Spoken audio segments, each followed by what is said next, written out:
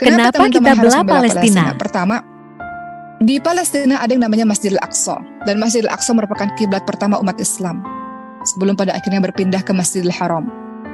Kemudian yang kedua, termasuk masjid kedua yang dibangun, masjid tertua setelah Masjidil Haram adalah Masjidil Aqsa. Kemudian teman-teman, berikutnya kenapa kita harus membela setelah memperhatikan sejarah tadi, dan kenapa kita harus membela Palestina, teman-teman semua, karena salah satunya adalah Masjidil Aqsa adalah titik akhir perjalanan Isra dan titik awal perjalanan Mi'raj Nabi Muhammad SAW. Kemudian yang keempat, kenapa teman-teman harus mencintai Palestina, harus membela Palestina? Palestina adalah negerinya para nabi dan rasul. Banyak sekali para nabi dan rasul yang pernah tinggal di Palestina, menyebarkan dakwah di Palestina. Ada Nabi Ibrahim AS, ada Nabi Yakub AS, ada Nabi Yusuf AS, ada Nabi Lut AS, ada Nabi Daud AS, Nabi Sulaiman AS, Nabi Zakaria, Nabi Yahya, Nabi Isa, dan nabi-nabi yang diutus oleh Bani Israel jumlahnya sangat banyak. Kemudian yang kelima, kenapa teman-teman harus mencintai Palestina, teman-teman harus peduli kepada Palestina?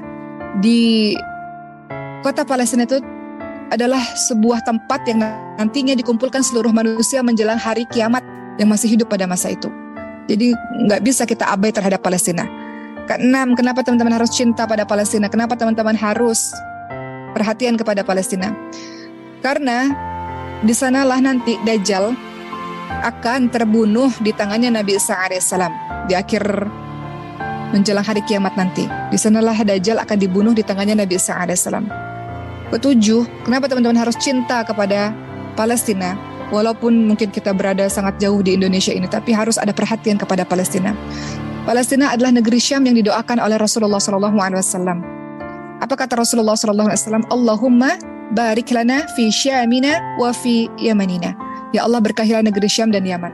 Jadi Palestina adalah bagian dari negeri Syam yang selalu didoakan oleh Rasulullah SAW. Bagaimana mungkin ada seorang Muslim yang tidak mau peduli, tidak mau cinta, tidak mau memberikan perhatian kepada Palestina, sementara sejarah yang begitu panjang yang ada di bumi Palestina.